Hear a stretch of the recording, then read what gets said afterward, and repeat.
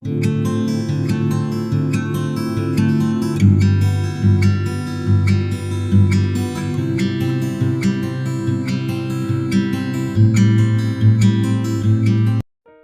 बार फिर से आप सभी का स्वागत है। हम अध्ययन कर रहे हैं भजन संहिता की पुस्तक का और अब समय है कि हम उसके 44वें अध्याय से आगे का अध्ययन करें। मेरे प्यारे भाई बहनों, 44वें अध्याय में संकट से छुटकारे के लिए प्रार्थना की गई है। एक भजन के रूप में संकट से छुटकारे के लिए प्रार्थना की गई है और ये जो प्रार्थना है ये लेमेंट साम यानी कि विलाप के भजन की कैटेगरी में आते हैं, लेकिन ये कांग्रीगेशन वाली यानी कि कलीसियाई रूप में जो भजन है उसकी कैटेगरी में आते हैं, क्योंकि यहाँ पर जो ये भजन किया जा रहा है ये पर्सनल प्रार्थना नहीं है बल्कि एक देश के लिए, एक जाति के लिए प्रार्थना है कि जब वो संकट में पड़ी है। मेरे प्यारे बहनों, हम जानते हैं कि इजरायलियों पर कई बार विपत्तियां पड़ी हैं और कई बार उन पर संकट आए हैं और जब जब उन पर संकट आते थे तब तब वो परमेश्वर से प्रार्थना करते थे, परमेश्वर को दुहाई देते थे और उसी की कड़ी में यहाँ पर कोरह वंशियों के द्वारा एक ये भजन लिखा गया है, जो कि उस समय वो एक ऐसे संकट में वो जूझ रहे थे जिसमें से वो बहुत ही विपत्तियों का सामना कर रहे थे। मेरे प्यारे बहनों, यहाँ पर जो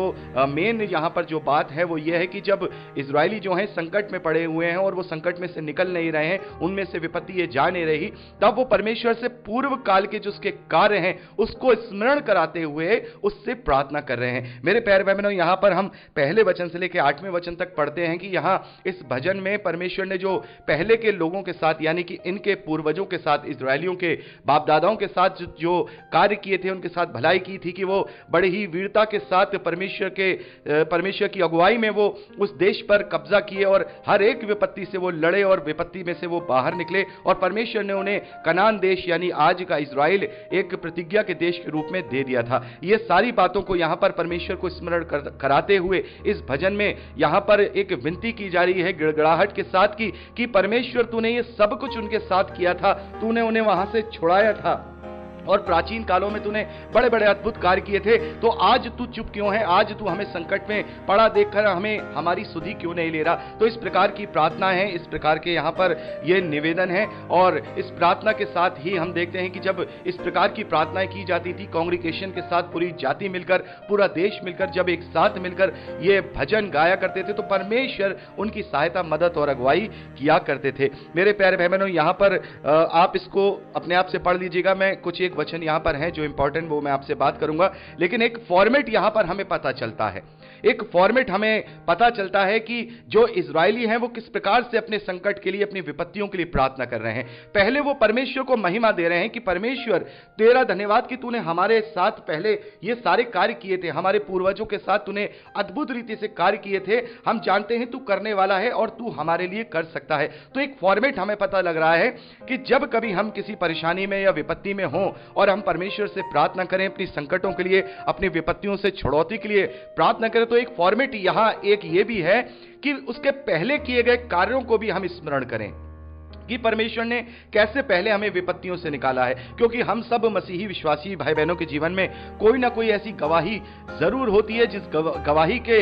बल से, उस गवाही के आधार से हम अपने विश्वास को बनाए रखते हैं। कैसे पूर्व काल में परमेश्वर ने हमें अगर विपत्तियों से छुड़ाया है, कैसे पूर्व काल में परमेश्वर ने हमारे जीवन में गवाहियां दी हैं, उसको क्लेम करते हुए धन्यवाद के साथ प्रार्थना करें। एक फॉर्मेट हमें इस प्रार्थना से पता लगता है कि हमें पहले परमेश्वर के पहले के कार्यों को हमें याद करना है। यदि हमारे जीवन में नहीं है तो बहुत सारे और दूसरे भाई बहनों के जीवन में कार्य हुए होंगे, या फिर हम पवित्र शास्त्र में पढ़ते हैं परमेश्वर के अद्भुत कार्यों को, तो पहले हम उन्हें क्लेम करें, पहले परमेश्वर के को उनसे महिमा दें, उनको धन्यवाद दें, तब अपनी प्रार्थनाओं को, अपनी विनती को उसके चरणों में रखें। निसंदेह तौर पे परमेश्वर उस प्रार्थना का जवाब हाँ और आमीन में देगा। और हम देखते हैं नए नियम में भी देखते हैं कि जब कलीसिया लौ लगा करके प्रार्थना कर रही थी तो बंधन टूट गए थे और जो चेले थे वो जेल से आजाद हो गए थे। तो कलीसियाई प्रार्थना में बहुत बड़ी शक्ति है, कलीसियाई प्रार्थना में बहुत बड़ी शक्ति है और हमें एक दूसरे के लिए कलीसियाई रूप में प्रार्थना करना बहुत जरूरी है। एक दूसरे के लिए हम प्रार्थना करें, मिल करके प्रार्थना करें, तब हम उस प्रार्थना का जवाब ज्यादातर हाँ और आमीन में ही पाते हैं। तो मेरे प्यारे बहनों, यहाँ हमें एक फॉर्मेट समझ में आता है कि हमें इस प्रकार से अपने संकटों के लिए, अपनी विपत्तियों के लिए प्रार्थना करनी है। और यदि हमारे जीवन में भी यदि इस प्रकार का कोई संकट है, कोई तकलीफ है, जैसे यहाँ तो कांग्रीगेशन के लिए है और जैसे अभी पिछले दिनों हमने देखा एक बहुत बड़ा संकट, एक बहुत बड़ी विपत्ति पूरे देश, पूरे विश्व में थी, एक वायरस के रूप में, और हम ये भी जानते हैं कि ये भी परमेश्वर का ही क्रोध था, उसके क्रोध की एक झलक थी, क्योंकि परमेश्वर के विरोध में बहुत ज्यादा कार्य हो रहे हैं और परमेश्वर अंत के दिनों के ये चिन्ह भी हमें दिखा रहा है। तो मेरे प्यारे भाई बहनों, ऐसे में हम कांग्रीगेशन के साथ मिलकर कलीसियाई रूप में मसीही विश्वासियों के लिए प्रार्थना कर सकते थे और कर सकते हैं, बल्कि हमने वहां प्रार्थनाएं की हैं और परमेश्वर का धन्यवाद है कि उसने अपने लोगों को अपने क्रोध से बचाए रखा और उन्हें अपने धर्ममय दाहिने हाथ में लेकर के सुरक्षित रखा है। तो मेरे प्यारे भाई बहनों, यहां पर हमने इस पूरी प्रार्थना का फॉर्मेट देख लिया है। कुछ एक वचन है जो हमें यहां पर जो है देखने हैं। जैसे यहां हम 22वां वचन पढ़ते हैं, क्योंकि उस वक्त जो वो संकट में है तो लोग उन्हें वध भी कर रहे हैं, लोग उनके ऊपर उत्पीड़न भी कर रहे हैं, लोग उनके ऊपर हावी भी हो रहे हैं। तो यहां उस बात को कहते हुए यहां पर भजनकार ने, या हम कहें भजन लिखने वाले ने, अपने भजन में लिखा है कि परंतु हम दिन भर तेरे निमित्त मार डाले जाते हैं और उन भेड़ों के समान समझे जाते हैं जो वध होने पर हैं। और मेरे प्यारे भाई बहनों, इस बात को रोमियो की पत्री उसके 8वें अध्याय 36वें वचन में भी पौलुस ने इस भजन को क्लेम किया है कि हम प्रभु के लिए ऐसे हैं मानो वो भेड़ें हैं जो वध होने के लिए हैं। तो मेरे प्यारे भाई बहनों,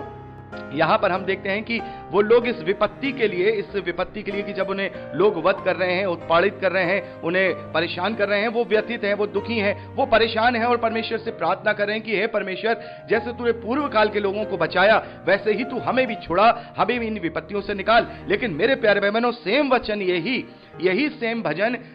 पौलुस ने दूसरे संदर्भ में कहा है। पौलुस यहां रोमियो की पत्री उसके 8वें अध्याय 35वें वचन में कहते हैं कि कौन हमको मसीह के प्रेम से अलग करेगा, या क्लेश या संकट या उपद्रव या अकाल या नंगाई या जोखिम या तलवार, जैसा लिखा है तेरे लिए हम दिन भर घात किए जाते हैं, हम वध होने वाली भेड़ों के समान गिने गए हैं। तो यहां पौलुस दूसरे संदर्भ में बात कर रहे हैं। वहां जो इजरायली हैं इस भजन में परमेश्वर से दूसरे संदर्भ में प्रार्थना कर रहे हैं कि प्रभु, हम तो उन वध होने वाली भेड़ों के समान हो गए हैं जिन्हें वध किया जा रहा है। लेकिन पौलुस कह रहे हैं कि हमें परमेश्वर प्रभु यीशु मसीह के प्रेम से कोई अलग नहीं कर सकता। चाहे हमें कोई वध करे, चाहे हमें कोई क्लेश दे, चाहे हम संकट में आ जाएं, चाहे हम उपद्रव में आ जाएं, चाहे हम अकाल में हो, चाहे हम नंगाई में हो, चाहे हम जोखिम में हो, चाहे तलवार से घात होने का डर हो। तो मेरे प्यारे भाई बहनों, यह फर्क होता है जब हम शारीरिक होते हैं और शारीरिक होने के बाद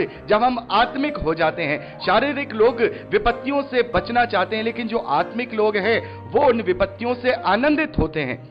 वो उन विपत्तियों से आनंदित होते हैं। एक उदाहरण हम और देखते हैं प्रेरितों के कार्य उसके 5वें अध्याय में हम देखते हैं, जब जो चेले हैं, जो प्रेरित हैं, जब उनको गिरफ्तार कर लिया जाता है तो वहां पर हम देखते हैं कि जो महायाजक हैं उन्हें केवल पिटवा